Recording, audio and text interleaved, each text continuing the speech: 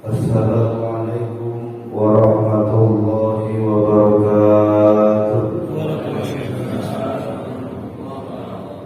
Bismillah walhamdulillah wal khairu wasyarru bi masyiatillah. Asyhadu an la ilaha illallah wahdahu la syarika lah wa asyhadu anna sayyidana wa nabiyyana Muhammadan abduhu wa rasuluh. Allahumma salli wa sallim wa barik ala sayyidina wa habibina wa syafi'ina wa maulana Muhammadin as-sirri sari fi sairil asma'i wa sifat wa ala alihi wa sahbihi wa sallim. Bismillahilladzi la yadurru ma'a ismihi syai'un fil ardi wa la fis sama'i wa huwas sami'ul 'alim. A'udzu bikalimatillahi tammati min syarri ma khalaq. Allahumma bika asbahna wa bika amsayna wa bika nahya wa bika namutu wa ilayka nusyur. Allahumma inna nas'aluka khaira hadzal yawm wa khaira ma fihi wa na'udzu bika min syarri hadzal yawm wa syarri ma fihi bi rahmatika ya arhamar rahimin. Amma ba'du, faqad qala Allah ta'ala fi kitabihil karim, a'udzu billahi minasy syaithanir rajim. Bismillahirrahmanirrahim. Walladzina jahadu fina lanahdiyannahum subulana. Wa qala ta'ala aidan 'azza min qa'il, qul hal yastawi alladzina ya'lamun walladzina la ya'lamun. Wa qala Rasulullah sallallahu alaihi wa alihi wa sahbihi wa sallam, idza marartum bi riyadil jannah farta'u. Wa ma riyadul jannah ya Rasulullah? Qala hilal dzikr. Shadaqallahu alaihi. Para jamaah sekalian, jamaah kajian Ahad subuh Masjid Ar-Rahman yang insyaallah di pagi yang penuh dengan keberkahan ini, kita semua yang hadir khususnya senantiasa Allah ampuni segala dosa-dosa kita dan Allah terima segala bentuk pengabdian kita di sisi Allah Subhanahu wa taala, dan Allah berkahi segala rezeki kita dari Allah Subhanahu wa taala. Tentu tidak ada kalam yang paling utama melainkan kita bersyukur kepada Allah Subhanahu wa taala dari segala fasilitas nikmatul imdad yang diberikan Allah Subhanahu wa taala, sehingga kita bisa melaksanakan aktivitas kita, terlebih kewajiban personalitas kita di hadapan Allah, pribadi kita di hadapan Allah, yaitu salat subuh berjamaah. Dan tidak kalah pentingnya adalah talabul ilmi. Mudah-mudahan intizarul khair ba'dal khair, setelah kita melakukan kebaikan, kita pindah kepada kebaikan untuk menunggu melakukan kebaikan. Itu bisa menjadi kafarat, penebus, pelebur dosa-dosa kita di hadapan Allah Subhanahu wa taala. Salawat dan salam yang selalu kita lantunkan kepada junjungan alam Sayyidul Kaunain, baginda Rasul Nabi besar Muhammad sallallahu alaihi wasallam. Mudah-mudahan kita selaku umatnya di akhir zaman ini yang senantiasa berpegang teguh iktimad kepada ajaran serta sunnahnya, berkenan Allah berikan kita syafaatul uzma melalui kemuliaan Nabi besar Muhammad sallallahu alaihi wasallam. Para jamaah sekalian yang dirahmati Allah Subhanahu wa taala, mari kita awali taklim kita ini dengan membaca Al-Quran suratul Fatihah. Semoga apa yang menjadi hajat niat kita dari rumah datang ke tempat yang dimuliakan Allah ini, yaitu masjid, karena tidak semua orang datang ke tempat kebaikan buat melakukan kebaikan. Tidak semua orang datang ke tempat keburukan untuk melakukan keburukan. Kalau itu seandainya ketaatan datang dari orang yang memang punya niat dari tempat yang baik ke tempat yang baik, namanya taufik. Kalau orang dari rumah sudah sengaja pengen ke tempat keburukan dan sampai melakukan keburukan, namanya khizlan.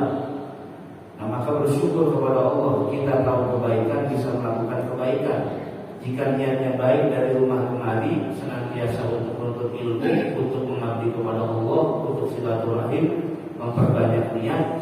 Inilah nanti yang berdasarkan sabda Rasulullah SAW, powernya orang beriman adalah niat.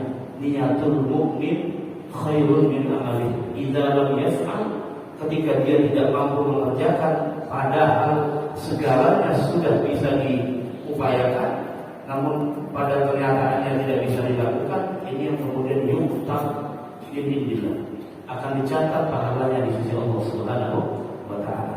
Nah, kita mohon kepada Allah mudah-mudahan apa yang kita niatkan ini senantiasa diijabah Allah Subhanahu wa taala. Niatnya jangan yang macam-macam, Pak. Niat tulus ikhlas karena Allah, tawajuhnya karena Allah. Apalagi kita talabul ilmi, tidak boleh niat macam-macam. Niat saja untuk ilmu, biar Allah berikan futuh ilmu yang bermanfaat. Kaifa yaqulullah wa huwa la ya'lam ma yaqul. Bagaimana mungkin dia ibadah kepada Allah, dia tidak paham apa yang dia ibadahi. Dia sholat, dia tidak ngerti siapa yang dia ibadahi. Ini artinya orang beribadah tapi tanpa ilmu, amalul mardudah la tuqbal. Amalnya ditolak oleh Allah Subhanahu wa taala. Ada memang kebanyakan begitu, umumnya begitu ya. Tapi kita sebagai orang yang mengerti bagaimana idealnya takwa, maka harus ibadah itu didasari atas dasar keilmuan, intelektualitas. Itulah nanti yang akan diterima oleh Allah Subhanahu wa taala. Hadhihi niyyah wa la budda min salihil hadratin Nabi Mustafa Muhammad sallallahu alaihi wasallam wa ala alihi wa sahbihi wa dzurriyyatihi wa nabiyyihi wa la jami'i ikhwanihi min al-anbiya wal mursalin wa awliya wa syuhada'i wa salihin wa sahabati wa tabi'in al-ulama'il aminin wal musannifin wal mukhlisin jami'il mu'minin. Khususan Sayyidina Syekh Abdul Qadir Al-Jilani Rasulullah sallallahu alaihi ila hadrati khususan ila hujjatil Islam al-Imam Habib al-Ghazali, ila hadrati khususan ila Syekh Imam Abdul Hasan Asy-Syadzili, ila hadrati khususan ila mu'allif hadzal kitab Sayyid Abdullah bin Hamid al-Haddad radhiyallahu anhu wa ajma'in, wa ila jami'i wali-walihi wa jami'i masyayikhina wa asatidina wa asatidina wa ahli baitina dzurriyyatina wa qaribatina wa ila jami'il muslimin wal muslimat wal mu'minina wal mu'minat bi barakatihim syaikhulillah lahum. Al-Fatihah. A'udzubillahi minasyaitonir rajim. Bismillahirrahmanirrahim. Alhamdulillahirabbil alamin arrahmanir rahim maliki yaumiddin. Iyyaka na'budu wa iyyaka nasta'in ihdinas siratal mustaqim siratal ladzina an'amta 'alaihim ghairil maghdubi 'alaihim waladdallin. Bismillahirrahmanirrahim. Bismillahirrahmanirrahim. Alhamdulillah wa la ilaha illallah wallahu akbar wa la haula wa la quwwata illa billah. Para jemaah sekalian rahmati Allah, tema kita pada pagi hari ini adalah al-i'timad 'ala Allah, bersandar hanya kepada Allah. Yang pertama sebagai prolognya, mukadimahnya, apa yang kita imani harus sinkron dengan perbuatan secara aktual. Itu yang disebut Allah dalam Al-Quran. Kenapa? Alladzina amanu fi'il madi dengan fa'il yang jamak itu ada wawu jamak, wa 'amilus shalihat. Jadi alladzina amanu wa 'amilus shalihat, iman itu persoalan apa yang disimpan dalam hatinya. Bahwa kata Allah, wa asirru qaulakum aw ijharu bih. Silakan kalian sembunyikan apa yang kalian ucapkan itu serapat mungkin supaya orang tidak ada yang tahu. Tapi ternyata Allah fa innahu 'alimun bi dzati sudur. Allah paling tahu apa yang disimpan oleh manusia. Maka dasar dari setiap ibadah kita itu dasarnya adalah apa yang tersimpan dalam hati itu. Maka Allah nggak tertarik dengan urusan lahiriah. Kita mau dandan secakep apa, Allah nggak tertarik. Yang bisa menarik minat Allah adalah apa yang disimpan dalam hati manusia itu. Itu yang disebut dengan iman yang sahih. Kadang-kadang ada iman yang fasid, rusak. Ibadah, tapi dengki sama orang tetap rajin. Gak ada orang sini begitu. Gak ada. No. Gak ada satu. Beriman tapi tetap berdusta mungkin. Tapi tetap suka madu domba antar sesama. Nah yang seperti inilah mungkin ditanyakan, hal huwa mu'min amla, apakah dia beriman kepada Allah atau tidak? Bagaimana mungkin dia mengatakan beriman kepada Allah sedangkan imannya tidak sinkron terhadap apa yang dia lakukan? Nah inilah maka kata Imam Ghazali dalam salah satu karyanya, Khawatirlah Anda sebagai seorang mukmin selama hidup di alam dunia ini, karena Anda tidak pernah terlepas dari kemungkinan tertipu dari iman. Sekarang kita bisa apa? Esok siapa yang menjamin kita berada? Sekarang kita bisa ke masjid, besok subuh siapa yang menjamin kita ke masjid? Ustaz, gak mau ngajar lagi Ustaz. Enak aja gue jamin. Gak bisa. Sekarang dia ahli maksiat, besok bisa dirubah oleh Allah jadi ahli bawah. Jadi semua sama di hadapan Allah. Tugas kita sama merawat iman, mensinkronkan antara apa yang kita imani dengan apa yang kita presentasikan secara aktual. Maka Allah nggak suka hal-hal yang zahir karena sifatnya banyak manipulatif, banyak tipu-tipu, banyak yang persoalan-persoalan yang seharusnya tidak dikerjakan bukan atas dasar intelektual, tapi malah dikerjakan. Nah inilah maka ada pertanggungjawaban nanti di hadapan Allah Subhanahu wa Ta'ala. Berkatalah sesuai yang Anda paham dan bergayalah sesuai ilmu. Karena orang sekarang kebanyakan penampilannya seperti Syekh Al-Azhar atau segala macam, tapi baru hatam ikrar menjilid.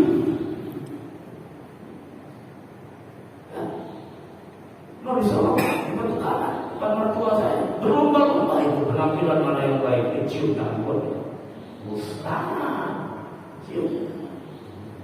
Tapi zikr tidak bisa. Makharijul huruf salah, al-mudud wal qusur panjang pendek dan al-waqf wal ibtida dan seterusnya. Inilah maka Allah itu tidak terlalu suka yang zahir. Kenapa? Karena manusia itu senang sekali berkaca, tapi sulit berkaca dari secara spiritual itu. Nah inilah maka para ulama menekankan sekali, amal yang sahih, yang valid, yang benar itu pasti lahir dari hati yang bersih. Bagaimana mungkin Anda iman kepada Allah tapi urusan duniamu masih mencari selain Allah? Kita secara fisik masih ibadah kepada Allah, Pak, kelihatannya ke masjid, tapi hati kita itu kelihatannya syirik kepada Allah. Kalau seandainya tidak dikabulkan langsung oleh Allah, apa yang ada yang berontak dalam hati kita? Kita tiap hari sholat, kita tiap hari puasa. Misalnya yang senang puasa saya Kamis, apalagi di bulan Rajab, banyak yang tertarik puasa karena katanya satu hari puasa berangkat tutup semua. Kayak rokok bulan Ramadan. Berkata paham hadis, nyampe hadisnya sembarangan. Bapak mana yang maudu, mana yang thayyib, mana yang syiddatul tuqsi, mana yang munkar, mana yang hasan dizati, hasan dilaili, sahih dilaili, sahih dilaili, mana yang muhtafil khawatir, kan paham itu. Pendapat-pendapat kadang-kadang perlu nyari-nyari juga tuh dari Sahih Bukhari, dari mana. Dan tanya dulu. Kadang-kadang bacanya dari buku yang begitu tuh. Buku pintar pidato 3 bahasa. Satu lagi tambah 4 bahasa. Bahasa hewan. Kudu selektif menyampaikan ilmu itu selektif. Karena kalau orang baru kuliah dokter 2 semester buka klinik, pasiennya pasti mampu semua. Bagian suku. Apalagi ustaz, bagaimana menuntun dia di jalan Allah Subhanahu wa Ta'ala, dosisnya kurang. Makanya imam para ulama kita dulu mengatakan begitu, inna hadzal ilma din fanzur aman taqulu lillah. Agama ini ilmu, maka jangan sampai salah berilmu dengan cari ilmu itu dengan siapa. Kalau Anda saja untuk mendapatkan legalitas Anda bisa menyembuhkan orang lain dengan sekolah kedokteran atau perawat, bagaimana mungkin menuju Allah Subhanahu wa Ta'ala? Penting itu, Pak. Sekarang banyak disimplifikasi, disederhanakan. Ngaji di YouTube, baru tahu hukum begini-begini, besoknya konten orang. Ditanya elat maklulnya apa? Lau sakata mala ya alif lafal khilaf. Andai saja orang yang tidak paham banyak diam, pasti gak bakal ada musibah dalam dunia ini. Jadi biang keroknya adalah orang yang tidak paham. Kasihul kalam, banyak bicara. Itu ulama, Pak, bukan saya yang itu. Saya nyampein aja. Bener apa enggak? Nilai sendiri. Idza wusida al-amru ila ghairi ahli fantazir sa'a. Urusan itu akan berantakan kalau diurus oleh orang yang tidak profesional, apalagi yang tidak berkompeten, berkafaah. Inilah pentingnya kita melihat sesuatu itu ukurannya adalah persoalan-persoalan yang ahli. Para jamaah sekalian rahmati Allah Subhanahu wa taala. Jadi iktimad Allah, bersandar kepada Allah, itu sebetulnya sikap dari lahirnya iman itu. Ada yang tanya ke saya, mengukur iman naik turun itu bagaimana Ustaz? Ada saya naik turun, kayak kolor aja naik turun. Bagaimana mengukurnya? Kalau secara spiritual manusia nggak bisa mengukur iman orang. Makanya saya sedih sekali Pak, kalau ada orang cuma gara-gara persoalan duniawi yang hina ini, kemudian gampang mencap orang sebagai munafik. Saya sedih sekali Pak melihat begitu. Misalnya, bagi partai saya munafik yang katanya Islam. Apa begitu ajaran Rasulullah? Nggak turun demo ya, nggak beriman ya Allah. Justru Anda yang nggak beriman. Dengan mudahnya mencap saudara Anda yang masalahnya masih ada Ka'bah dengan munafik cuma gara-gara nggak ngikutin gaya Anda. Ini iman siapa ini Pak? Contoh siapa Rasulullah? Kalau Rasulullah hidup sekarang nanti sebenarnya Rasulullah itu paling bisa menahan lisan. Apalagi maaf dengan orang-orang yang masih beriman kepada Allah, salatnya masih ada kiblat. Cuma gara-gara beda partai politik, beda-beda capres, cawapres, yang kemarin kepinang. Gak masalah ini urusan dunia jadi bawa hati Pak. Bawalah hatimu menuju Allah Subhanahu wa taala. Biasa-biasa saja. Untungnya di sini kita ada selamatan tahlilan, jadi beda partai juga tetap kumpul. Coba kalau nggak ada, repot juga. Bagaimana bisa musuh-musuhan menengokkan dulu kalau ketemu? Yang satu mukanya dibuang ke sono, yang satu mukanya dibuang ke sampah. Padahal dia tahu bersikap hijir 3 hari melebihi 3 hari, kata Rasulullah haram hukumnya. Percuma kau ibadah selama ini. Mohon maaf Pak, ibadah batin lebih dahsyat pahalanya dari Allah. Saya nggak ngajarin kita harus bersikap seperti orang-orang yang terlalu spiritual, bukan. Ya. Karena bahkan saya kuliah dari S1 ke S3, saya itu bidangnya pemikiran Islam. Jadi orang-orang yang aneh-aneh di tasawuf saya paham itu. Orang-orang yang aneh-aneh dalam tauhid akidah saya paham. Kalau papakan yang lain, ilmu qiraah, ilmu hadis saya boleh ngaji lah itu. Tapi secara ilmiah akademis kita paham yang begitu. Dan kita pernah berdebat berdiskusi tentang persoalan-persoalan yang berkaitan dengan akidah, tentang tasawuf, tentang dan segala macam. Yang paling penting adalah bagaimana kesolehan ini melahirkan amal yang soleh. Kita selama ini ibadah kepada Allah, tapi persoalan duniawi masih bertanya kepada selain Allah, berharapnya. Itu namanya tomah. Orang yang sering tomah mengharapkan sesuatu kepada urusan dunia selain Allah, maka tidak akan pernah diberikan kekuasaan oleh Allah Subhanahu wa taala. Dikasih segini kurang, dikasih segini kurang, gajinya segini, jadi alhamdulillah. Alhamdulillah segini lagi. Nah, ada lanjutan itu. Segini lagi. Apa? Syukur masuk tapi tetap ada jumlah. Itu kan gak totalitas itu. Anda bersyukur saja, nggak usah ada embel-embel yang lain. Alhamdulillah, cukup kagum. Masih ada embel-embel lainnya. Bersyukurlah kepada Allah karena ukuran dari Allah Subhanahu wa taala tidak mungkin saja. Kita semua pernah merasakan begitu, Pak. Jadi bilang Ustaz juga kagak. Ustaz kalau ketukar amplopnya disamperin masjidnya. Kurang ajar, khutbah segini. Kayaknya ketukar amplopnya Om Azim deh. Kalau saya sih nggak apa-apa Pak, istri saya yang ngomel. Kalau saya sih nggak apa-apa, bodoh amat dan sama ikhlas. Paling PKN dalilnya bukan yang bisa ikhlas, iya bini gua kagak. Bagaimana kalau dikatanya kalau nggak bawa apa bagaimana? rumah perawan. Balik lagi ke kita. Makanya dia katakan bapak ini majelis dia orang ujian nasional. Jangan ngantuk.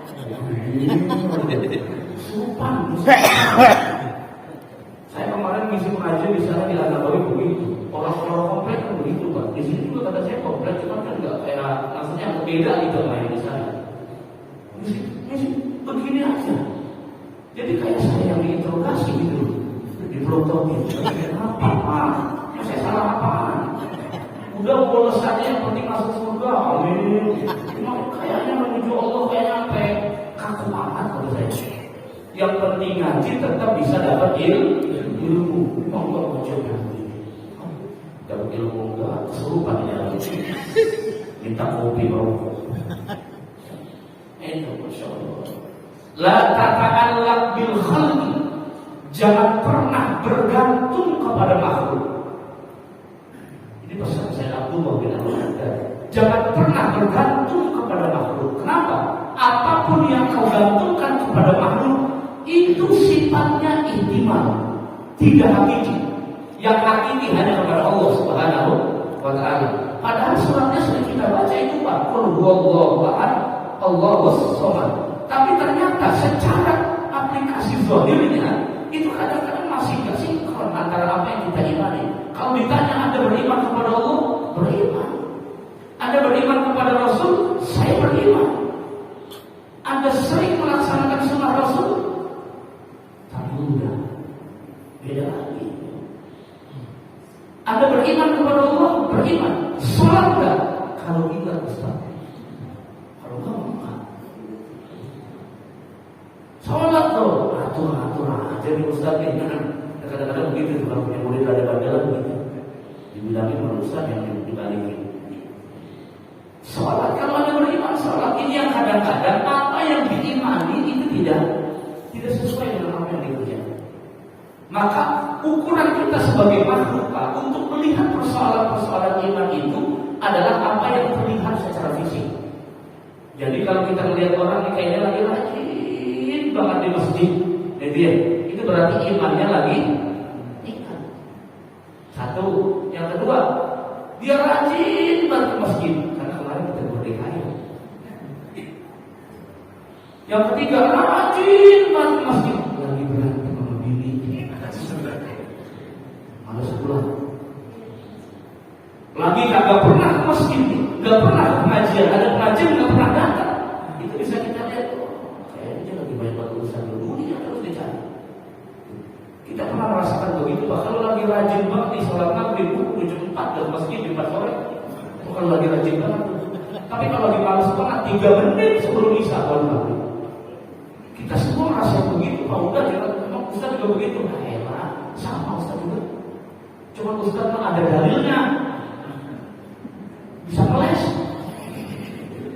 Ustaz kok sholat kasih waktu mau dari apa?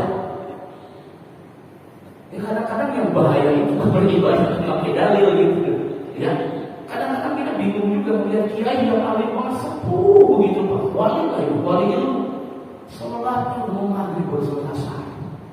Kita orang yang begitu mikirin bagaimana ini ya. Bukannya amal yang utama adalah sholat awal waktu. Kalau kita mau ngajak begini, ya udah kita tahu saja lah. Kita ngajak ngomong kita aja nggak paham. Beda. Oke, kita mah beda, itu sama. Kita mah harus awal waktu, nanti kehilangan waktunya, ya. Kehilangan. Apalagi biasa pada ini udah mau ngajak tuh, ya. Udah hawa-hawa timun suri belum ya? Belum ya? Belum. Udah bulan Rajab ini, bulan ampunan. Jangan pada bermusuhan melengos, jangan. Ini pada perang dulu. Kalau bulan Rajab, bulan guru itu nggak boleh ada peperangan, hentikan semua. Kata Rasulullah, nggak boleh. Yang ada mendekatkan diri kepada Allah Subhanahu wa Ta'ala, berlomba-lomba menebarkan kebaikan. Makanya doanya dibaca ibu kalau pengajian, Allahumma barik lana fi Rajab wa Sya'ban. Bisa diikuti. Dari ibu kalau pengajian selalu kalau bapak-bapak udah begitu bareng-bareng masing-masing aja. Wabandina Ramadana Wafilana Zunubana. Terus selesai selawat jangan ngomong dewe. Ustaz jadi Kalau bapak-bapak aja pulas. Masya Allah. Ini bulan Rajab ini banyak pahalanya Pak. Jangan dianggurin. Bapak sholat biasa saja, sholat sunnah pahalanya seperti itu. Dilipat gandakan oleh Allah Subhanahu wa Ta'ala. Kenapa begitu? Karena salah satu alasan Allah meningkatkan amal seorang hamba itu karena waktunya mulia. Sholat sunnah siang sama malam bagusan mana? Sholat sunnah siang sama malam? Malam. Kalau siang mah banyak tuh. Kalau siang mah banyak pada ziarah, tapi kalau malam nggak ada. Ada juga dikit cuma. Makanya sholat tahajud jangan jam 11. Itu mah Liga Inggris baru mulai. MU baru main itu. Sholatnya di akhir. Jangan jam 2 baru mau pemanasan kali itu. Pemanasan. Siapa yang menjadi contoh? Baru begitu. Nah terakhir menjelang subuh tuh. Kalau sekarang subuhnya jam 4:30 lewat dikit ya. 4:30 lewat dikit tuh. Berarti jam 4 supaya agak molor lagi. Ini tahajud jam 2, subuhnya jam 11 siang. Cakep. Mengucapkan yang sunnah ninggalin wajib. Sekarang sakit pintar ya. Wala ta'tamid alaihim, jangan pernah Anda bersandar urusan apapun kepada selain Allah. Apalagi kepada makhluk. Karena Allah yang paling tahu ukuran kebutuhan kita. Allah yang paling tahu urusan rezeki kita. Allah yang paling tahu apa yang kita butuhkan. Bahkan Allah paling tahu apa yang sebetulnya menyenangkan hati kita. Kita ini kadang-kadang melihat ukuran sesuatu bahagia atau tidak. Ukuran itu bukan persoalan iman, tapi ukurannya adalah ukuran syahwat. Yang paling sering itu yang paling gampang, dan contohnya paling gampang ketika berpuasa. Buka puasa itu di meja apa aja ada. Tapi ketika dimakan buka, padahal air putih doang cukup. Kenapa? Syahwat aja. Syahwat kalau dipupuk begitu Pak. Makan syahwat itu ya makan minum berlebihan dengan yang halal. Yang halal boleh, tapi berlebihannya nggak boleh. Tetap dibatasi oleh Allah Subhanahu Wa Taala. Kenapa? Karena makanan pupuk bagi syahwat adalah persoalan yang halal. Kalau makanan pupuk setan adalah makanan atau persoalan yang haram. Syahwat itu bukan yang haram, bukan. Kalau syahwat itu dipanen yang halal, dia makin tumbuh syahwat itu. Kalau setan tuh paling senang kalau manusia ngelakuin yang haram. Kebalikan dari kewajibannya. Yang halal kan haram enggak, diusul juga ada. Kita ngerjain dapat pahala enggak, ditinggalin juga enggak dapat dosa. Enggak ada apa-apa. Tapi syahwat senang yang begitu. Contohnya makan, minum, tidur. Itu kan boleh-boleh saja. Syahwat mata ini luar biasa. Perut apalagi luar biasa. Sampai kata Imam Ghazali dalam Minhajul Abidin, orang yang senang mempanin perutnya, maka akalnya sedikit itu artinya sulit menerima ilmu. Tapi gak menutup kemungkinan juga tergantung orangnya. Biasanya emang perut kalau kenyang itu bawaannya malas salat. Coba deh praktekin Pak, makan 3 piring terus langsung salat buru-buru. Kira-kira mau gak kamu? Entar dulu, belum ngeteh dulu, ngopi dulu, apa dulu, gitu dulu kan? Gak bisa langsung, gak bisa. Terawih, kalau pertama doang, bener nggak? Isinya gitu loh. Kalau pertama, oke salah-salah, sampai depan. Kalau kedua, sama. Masih penuh tuh. Kalau ketiga sama. Kalau keempat sama. Nah udah mau akhir, sampai motor ngikut sholat kemarin. Masuk. Saking kosongnya ada jemaah. Udah imamnya penuh semangat ibadah di bulan Rajab. Fa innahum la yamlikuna ma'allah dhurran. Mereka itu gak punya apa-apa sebetulnya. Manusia itu gak bisa memberikan keburukan, gak bisa memberikan manfaat buat kita. Kita ini diberikan kemampuan oleh Allah Subhanahu wa Ta'ala untuk bisa saling membantu, bukan memberi manfaat sebetulnya. Gak bisa. Kalau Allah gak izinkan, gak bisa. Kalau menolong memang perintah Allah, wa ta'awanu 'alal birri wa taqwa wa la ta'awanu 'alal ismi wal 'udwan. Silakan saling tolong menolong, silakan saling membantu. Tapi Anda jangan merasa Anda bisa kasih manfaat dengan orang lain melebihi Allah kasih manfaat kepada makhluknya. Karena tidak ada yang bisa memberikan manfaat dan mudarat kecuali hanya Allah Subhanahu wa ta'ala. Maka zikir pagi sorenya kita baca tuh Pak, sesuai dengan saran Rasulullah. Bismillahirrahmanirrahim la yadurru ma'asmihi syai'un fil ardi wa la fis samai wa huwas samiul alim. Yang kerja pagi setiap mau berangkat kerja baca 3, kemudian pulang juga baca 3. Kalau malam Bismillahirrahmanirrahim la yadurru ma'asmihi syai'un fil ardi wa la fis samai wa huwas samiul alim. Udah enggak usah khawatir di jalan kalau ada apa-apa. Serahkan semuanya kepada Allah Subhanahu wa ta'ala. Apalagi mau bepergian, subhanalladzi sakhkhara lana hadza wa ma kunna lahu muqrinin dan seterusnya. Karena memang senjata kita cuma berdoa. Doa itu tanda kita bergantung kepada Allah Subhanahu wa ta'ala. Maka Allah sangat murka dengan orang yang pernah berdoa. Sangat murka. Berdoa saja kepada Allah. Masalah diijabah atau tidak diijabah itu bukan urusan Anda menilai Allah. Allah pasti ijabah. Ud'uni astajib lakum. Tapi ijabahnya nggak sesuai dengan syahwatmu. Manusia kan pengennya cepat-cepat Pak. Kenapa? Karena hidupnya di dunia dulu.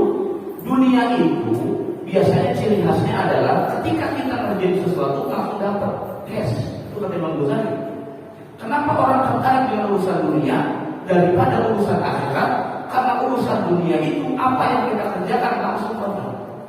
Ada efek. Beda dengan akhirat. Akhirat itu nggak langsung Pak. Bukannya kita juga dapat balasan di dunia ya Ustaz kalau ngerjain ibadah. Saya bilang kayaknya bukan balasan dah. Kalau balasan itu di akhirat. Berarti apa itu? Balasan apa bukan? Bukan efek berbuat baik. Kalau di dunia itu efek. Anda berbuat baik maka akan dapat kebaikan. Anda berbuat buruk akan dapat keburukan. Kalau masalah salatmu bagaimana ukurannya nanti di hadapan Allah itu di akhirat. Darul jasa itu cuma di sana, bukan di dunia. Dunia itu darul minhan, tempat diuji oleh Allah Subhanahu wa ta'ala. Karena ada ujian, banyak manusia kadang-kadang melenceng dari Allah. Melenceng dari Allah akhirnya sulit kembali, ya jauh gak akan balik lagi. Kenapa? Karena sudah terlalu banyak mengurusi urusan dunia, mengurusi urusan syahwat sehingga sulit kembali. Inilah kata Imam Ghazali, 2 faktor yang membuat manusia itu jauh dari Allah. Pertama adalah iktimad alal khalqi, bergantung kepada makhluk. Jangan Pak. Ia berharap biasa saja maksudnya, enggak totalitas. Ya. Mudah-mudahan hari ini dia datang bantu itu berharap biasa saja. Terus kalau nggak terjadi pun ya nggak apa-apa, terus kecewa. Biasa saja. Apa yang membuat kadang-kadang kita kecewa kemudian terjadi langsung semua permusuhan? Karena syahwat itu. Maka kata saya berkali-kali mengatakan nggak ada musuh di antara kita kecuali 2. 1, setan ketika ibadah itu terus selalu menggoda kita biar kita ke ibadah. 2, nafsu. Orang kafir, kafir yang mana? Yang harbi enggak. Kalau yang enggak harbi ya enggak. Bukan musuh kita. Musuh kita yang nyata depan mata cuma itu 2. 1 lawan setan dalam ibadah, 2 lawan syahwat. Itu dulu. Bisa kita syahwat atau tidak? Karena kalau musuh nyata itu enggak di mana-mana ada, betul Pak? Tapi kalau syahwat di mana saja masih ada, ikut kita. Nah bisa kita lawan yang itu. Biasanya itu yang membuat kita berpaling dari Allah Subhanahu wa ta'ala. Annal wukuf ma'al khalqi wa nafsi hijabun 'anil haq, bahwa bergantung kepada makhluk, bergantung kepada syahwat bisa membuat hijab antara kita dengan Allah. Sehingga sholatnya tidak terasa nikmat, puasanya tidak terasa nikmat, ibadah-ibadah lainnya tidak terasa nikmat. Karena faktor bergantung kepada makhluk. Ketika terjadi susah, yang ada suzon kepada Allah Subhanahu wa ta'ala. Saya rasa kita ini penyakitnya satu. Kalau urusan yang nikmat kita baik-baik ke Allah, tapi urusan yang gak nikmat bagi syahwat kita salahkan Allah. Kebanyakan. Ya Allah, saya ibadah loh. Kok masih begini aja? Itu udah suzon kepada Allah. Mohon maaf, suzon kepada makhluk saja bahaya, apalagi suzon kepada Allah Subhanahu wa ta'ala. Bapak percuma sholat duha, sholat tahajud kalau di hati masih begitu. Karena lebih dahsyat maksiat batin daripada maksiat zahir. Saya seringkali katakan jangan sampai terbalik. Nanti ahli ibadah lebih merasa lebih baik daripada yang berbuat dosa. Itu sudah ada zaman sahabat dulu Pak. Ada penzina datang ke Rasulullah, kemudian dikata-katain oleh sahabat. Diomelin oleh Rasulullah. Anda merasa lebih baik dari dia. Anda bisa jamin besok itu tetap baik atau akan seperti dia. Kalau ikutin Rasulullah nggak begitu. Tetap Rasulullah merahmati. Orang-orang yang berbuat dosa diberikan harapan oleh Rasulullah. Anda besok bisa dapat hidayah dari Allah Subhanahu. Kalau orang sekarang ditakut-takuti neraka. Neraka ini bukan neraka panas. Begitu. Jangan, Ustaz jangan kasih harapan mereka supaya bisa tetap baik di hadapan Allah Subhanahu wa Ta'ala. Dan kita yang senang di tempat kebaikan, hati-hati. Hati-hati. Kata Sayyid Muhammad bin Abdullah Al-Idrus dalam Idhah Asrar Qulubil Muqarrabin, bahwa orang yang rentan kena penyakit hati adalah orang yang sering duduk di tempat kebaikan. Bukan di tempat burukan, di pos kamling atau apalah begitulah. Ada tempat-tempat di mana kita lalai dari Allah. Itu paling lalainya lalai zahir. Tapi kalau di tempat kebaikan rawan penyakit hati. Apa? Ujub, takabur, ghibah. Itu rawannya di tempat kebaikan itu. Saya ahli ibadah, Anda sholat maghrib di korti, misalnya. Saya ngaji terus mana? Ya ngaji. Kalau sholat dulu, nyakitin hati orang itu. Ngajak aja, nggak usah menghina. Itu sama saja kita ngajak kebaikan, terus melakukan kemungkaran namanya. Nggak akan diterima oleh Allah Subhanahu wa Ta'ala. Pokoknya jangan pernah merasa lebih. Kecuali kita punya ukuran. Ketika tengah-tengah itu banyak orang yang zalim, di tengah-tengah banyak orang yang tidak punya kualifikasi keilmuan, kemudian orang yang berilmu diam saja, orang berilmu tidak berdosa. Fahuwa syaitanun akhras, berarti dia adalah setan yang diam. Maka pada saat itu, fal alim yuzhir ilmah, orang yang berilmu wajib menunjukkan ilmunya. Makanya dalam salah satu ceramahnya Gus Baha pernah begitu. Kalau dokter aja pakai buka pelang di depan rumah klinik, kenapa Ustaz tidak? Cuma ada malunya. Menerima pesanan tahlil menuju hari 100 hari. Orang yang mewah doain keluarga kita pada mati, mengapa? Kan ada malu ya Ustaz Maya. Paling begini Pak nulisnya, Anda butuh ilmu fikih, ngaji sama saya. Spesialis Fathul Mu'in, spesialis Fathul Qorib, spesialis apa lagi? Fathul Izar, spesialis ilmu hadis begitu, supaya orang nggak salah ngaji, nggak salah ngaji. Baru satu hadis dua hadis ke pengajian hadis, nggak jadi hadis, jadi hadas. Hadas besar jadi. Ya Allah. Pentingnya orang alim itu menunjukkan ilmunya supaya nggak salah paham. Bukan persoalan ujuk, bukan itu beda, ya persoalan yang beda. Nah, maka di sini dikatakan dilanjutkan waman ahsana ilaika minhum fashkurillah. Bagaimana Ustaz kalau ada orang sering berbuat baik kepada kita, kemudian kita juga merespon dengan kebaikan, apakah kita berdosa berharap-harap dengan orang yang suka berbuat baik kepada kita? Contoh, misalnya orang sering kali tiap bulan datang ke rumah kita membantu kita, kasih donasi atau apa segala macam gitu. Kemudian 1 hari, 2 hari, 3 hari belum datang, kita berharap. Bagaimana itu? Harapanmu kepada dia cukup sekedar biasa saja. Paling tidak jika dikasih fashkurillah, berterima kasihlah kepada Allah atas dia. Karena pada prinsipnya yang memberikan rezeki bukan manusia, tapi Allah Subhanahu wa Ta'ala. Yang memberikan Anda kemudahan untuk tempat ibadah juga bukan persoalan dunia, tapi karena Allah Subhanahu wa Ta'ala. Orang kasih kita kemudahan dalam peluang kerja, itu juga Allah yang buka, Allah silang.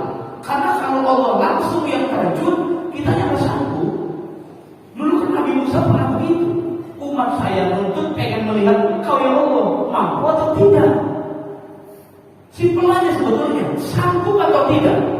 Manusia yang alam fisik ini yang kasar bertemu dengan zat yang punya dua dimensi, zahir dan batin. Tadi ayatnya dibaca, wal awwal wal akhir wal zahir wal batin. Kita ini enggak. Kita manusia makhluk kasar. Hati itu cuma sebagian sedikit saja dititipkan Allah. Ada ruh, ada persoalan spiritual supaya manusia bisa nyimpan iman. Bagaimana mungkin kita menghadap Allah Subhanahu wa taala enggak punya modal spiritual itu? Enggak akan sampai kepada Allah. Disinilah maka dititipkan ruh dalam diri manusia. Ruh itu nanti yang koneksinya ke Allah. Kalau syahwat, koneksinya ke setan. Syahwat itu ke setan. Ibadah boleh nggak usah pakai syahwat? Nggak boleh. Nggak boleh. Kalau ibadah pakai syahwat, kalau ibadah pakai syahwat berarti semaunya, bukan pakai ilmu. Karena syahwat itu urusan dunia, bukan urusan akhirat. Urusan akhirat pakai ilmu, bukan dengan syahwat. Inilah yang kadang-kadang ibadah spiritnya bagus, syahwatnya bagus, tapi nol di hadapan Allah Subhanahu wa taala. Tahu? Nah, kan ada ukurannya. Ada ukuran bagaimana ibadah kita perfect di hadapan Allah Subhanahu wa taala. Wa man asaha ilaika minkum faqil amrahu ilallah. Jika ada manusia yang berbuat buruk kepadamu, maka faqil amrahu ilallah.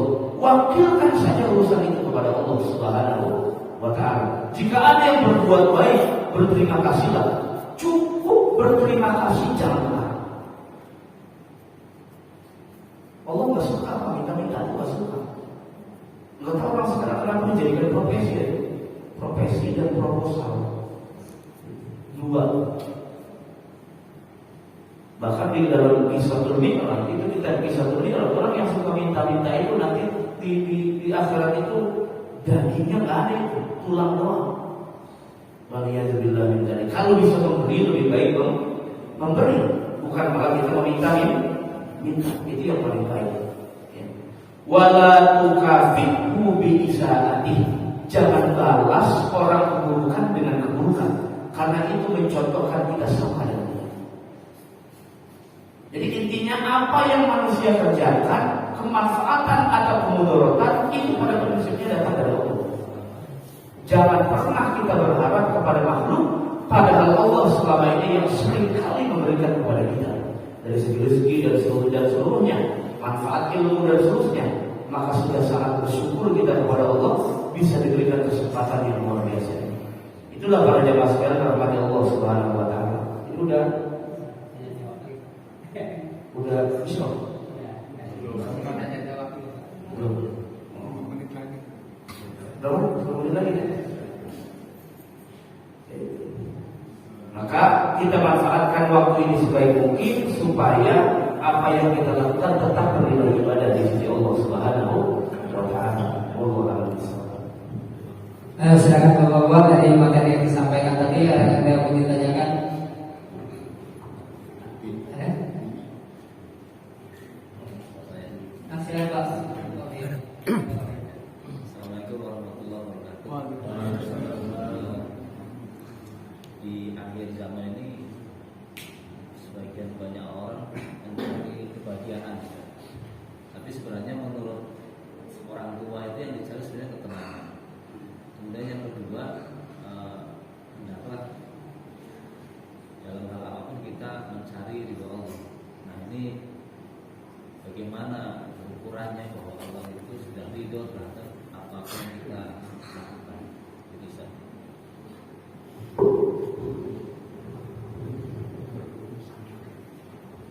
Ya, bismillah. Apa yang kita kerjakan baik buruk, terutama kebaikan, pasti diridhoi Allah Subhanahu wa taala. Dalam akidah begini, ini maksudnya bagi roda dalam sifat 20. Ya. Dalam bagi roda ada beberapa konsep yang diteorikan oleh ulama. Yang paling pertama, innallaha ya'muru wa yarda wa yurid. Itu satu. Allah merintah, Allah berkehendak dan Allah ridho. Ini cara penjelasan sifat 20. Sifat 20 ya. Yang kedua, Innallaha yurid wa la yamur wa la yarda. Yang kedua, Allah menghendaki, tidak memerintah dan tidak ridho. Apa itu? Keburukan.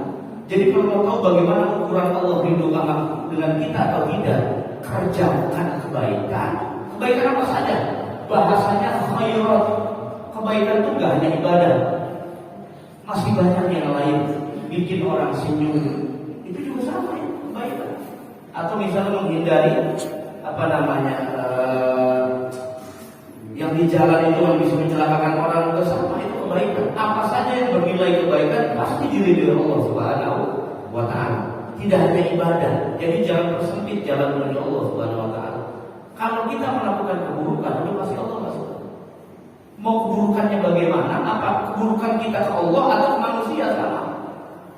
Bahkan Allah Subhanahu wa Ta'ala gak akan maafkan sebelum dia minta maaf dengan orang. Kalau itu persoalan kepada makhluk, ya, maka perlu minta maaf dulu. Jadi kalau kita mau hidup ini sesuai dengan apa yang diridhoi Allah Subhanahu wa Ta'ala, itu kerjakan saja kebaikan, apa yang diperintah Allah, dan jauhi apa yang dilarang Allah Subhanahu wa Ta'ala.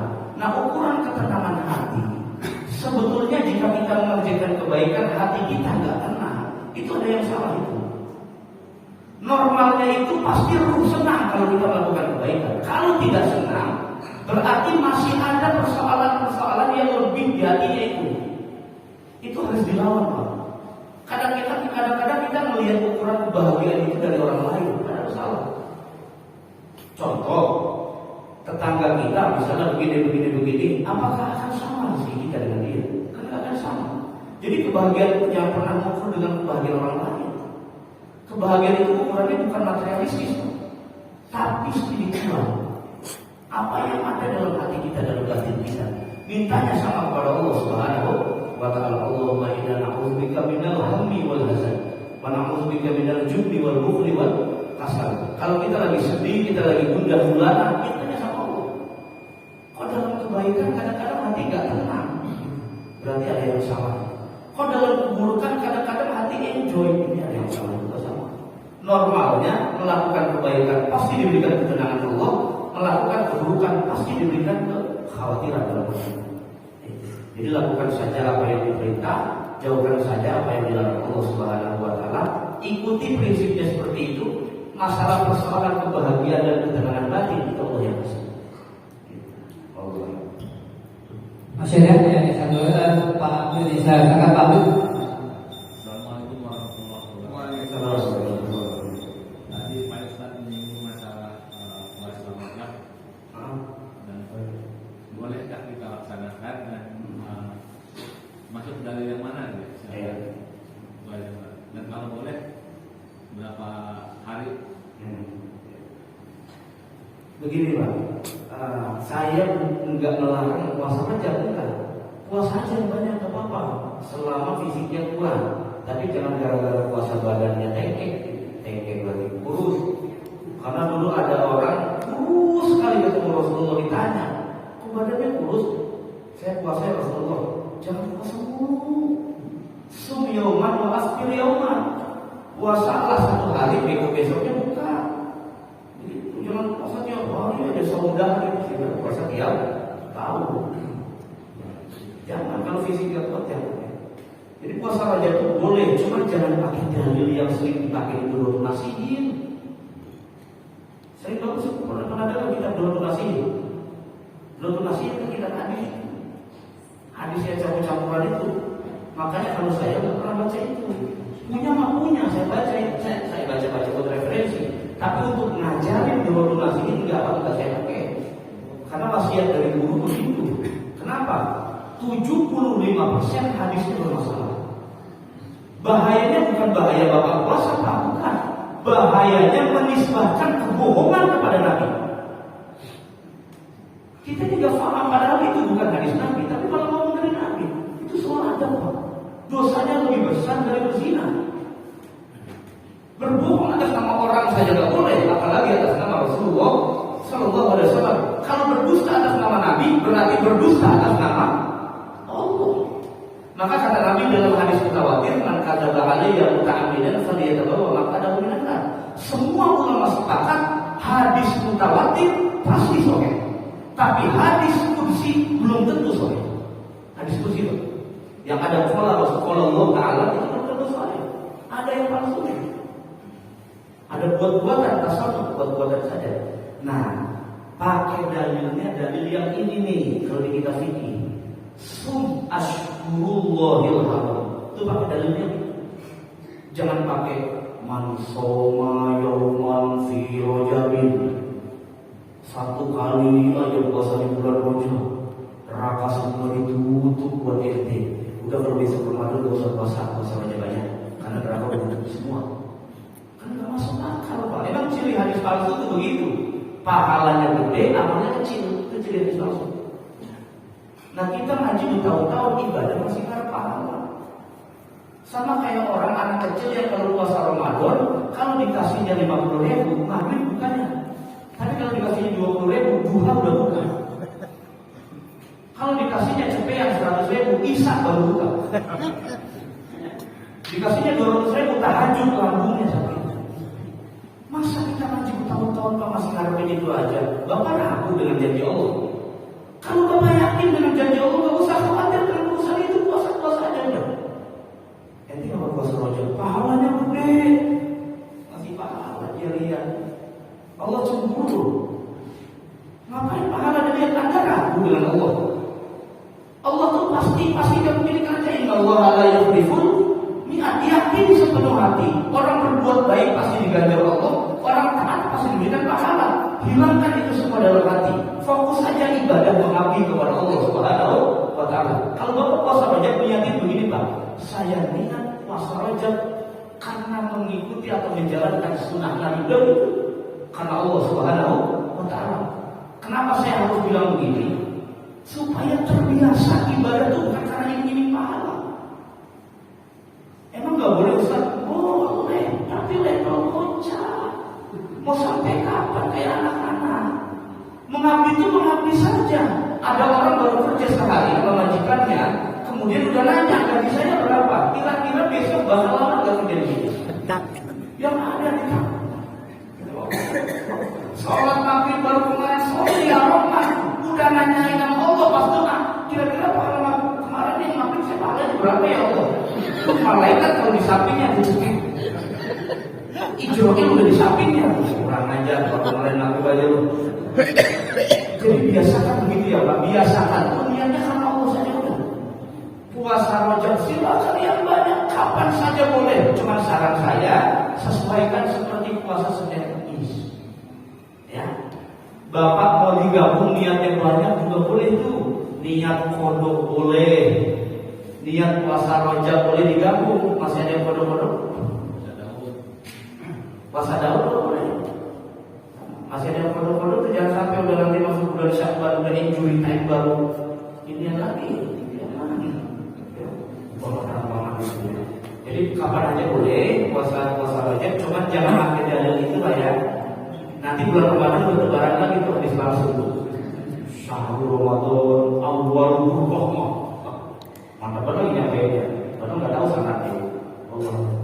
Cukup Pak, mungkin ya cukup ya Pak. Satu lagi nih, Pak nih kesempatan Pak. Ya, terima kasih. Assalamualaikum warahmatullahi wabarakatuh. Ini Pak Ustadz, dunia medsos, saya tanya dunia medsos ya. Jadi seringnya saya baca atau dengar itu mengkafir-kafirkan Muslim sesama Muslim, di mana tadi sama-sama sholatnya menghadap kiblat ya, Ka'bah. Lalu ini yang jadi saya mohon pencerahan dari Pak Ustadz. Itu tertuduhnya adalah misalnya ini perbuatannya Wahabi, perbuatannya Syiah, dan terakhir perbuatannya PKI. Nah, dari ketiga ini menurut pencerahan Pak Ustadz saya memperlihat itu yang mana ya kira-kira yang mengkafir-kafirkan Muslim sesama Muslim sementara sholatnya sama-sama ke menghadap kiblat. Dan kedua, maaf. Jadi Pak Ustadz ngasih amalan Bismillahirrahmanirrahim itu perlu diijazahin nggak Pak Ustadz? Terima kasih. Wassalamualaikum warahmatullahi wabarakatuh. Hadis mujiznya langsung nanti. Tapi kalau mau datang pondok zaman Rasulullah. Ini saya jelaskan sejarah dulu ya Pak, karena kurangnya orang pesantren ini ngaji sejarah. Dia ngaji Fathul Mu'in, ngaji apa segala macam, tapi kitab sejarah nggak pernah dibaca. Belinya juga kagak lagi, pakai duit. Beli kitab yang saya punya kitab itu sampai 15 jilid kitab sejarah loh Pak. Asal bisa bacanya aja bahasa Arab. Kitab sejarah dari pra-Islam sampai dengan masa Khalifah terakhir. Itu. Kita ini karena kurang sejarah, baca sejarah, jadi kadang-kadang tahu model hukumnya aja.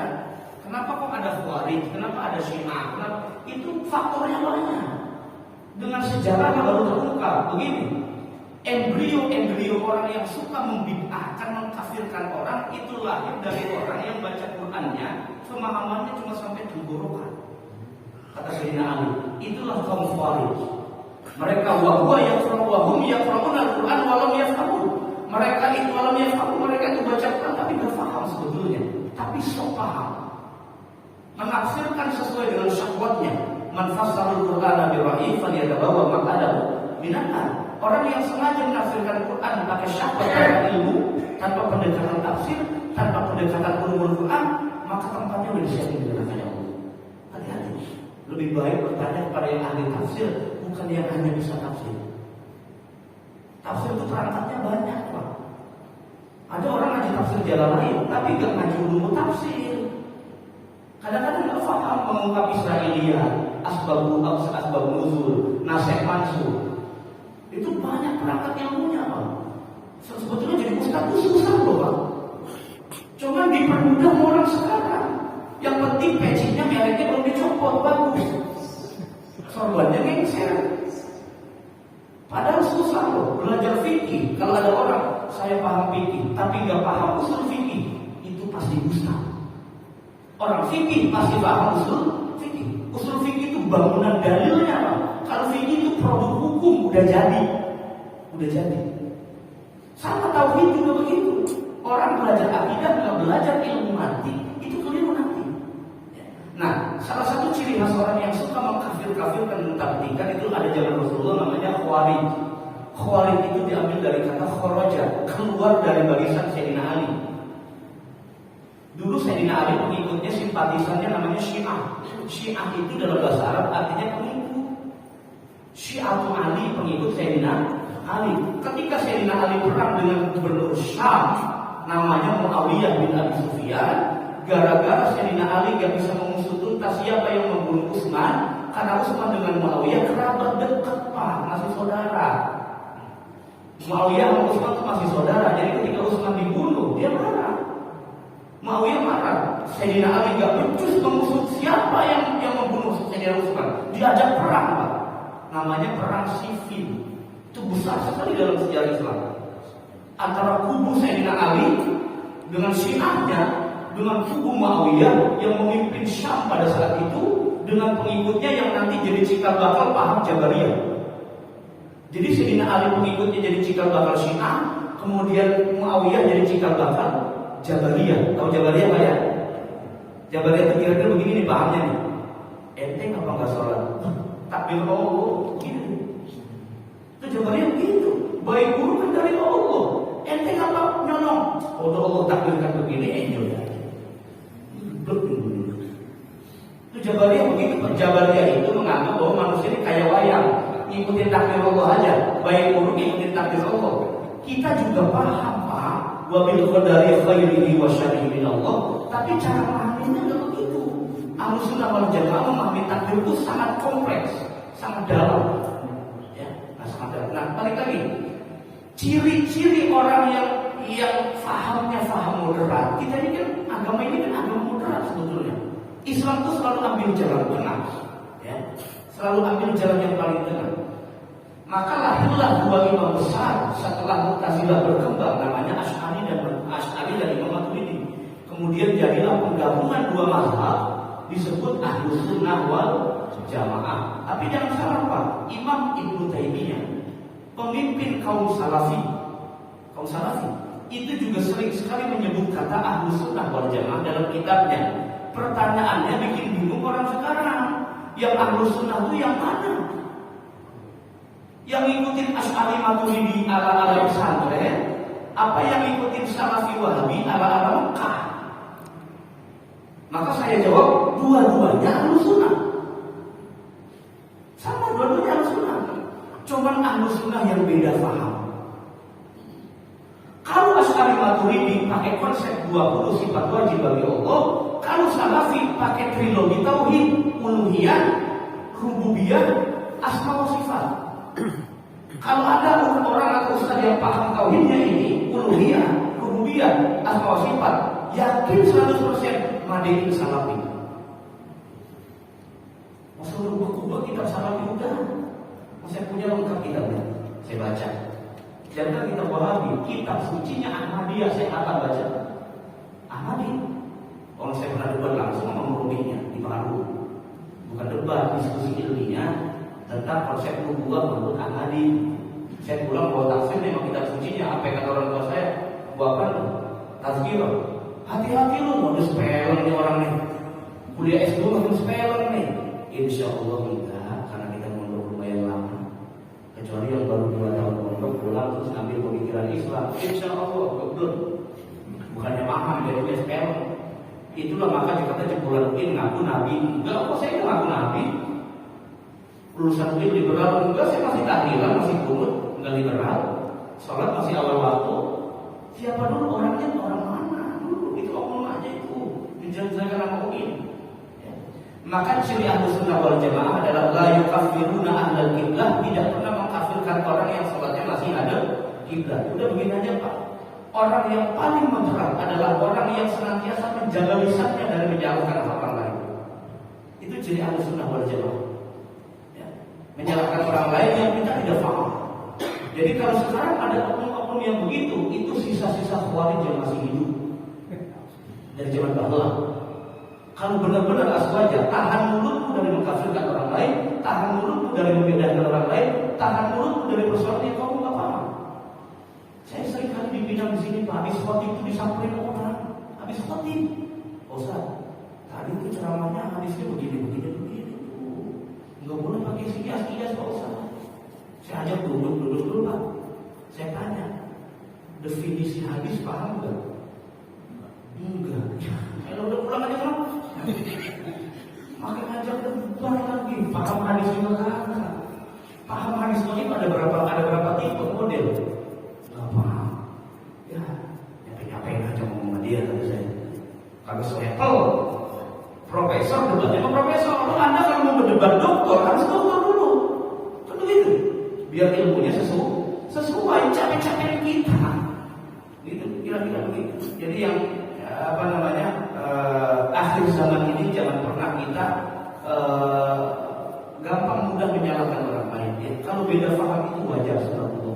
Tapi kalau berbedanya seperti misalnya salat itu dengan ada kiblat, tapi kadernya ada kalazon atau apa, atau ada monas, ya itu udah wajar. Itu harus dilurus. Tapi kalau masih ada kiblat, oke, nabinya oke, Qurannya oke, udah oke, jalan sama-sama masuk. Cukup ya Pak Ustaz ya, saya akan doa ya Pak Ustaz. Al-Fatihah.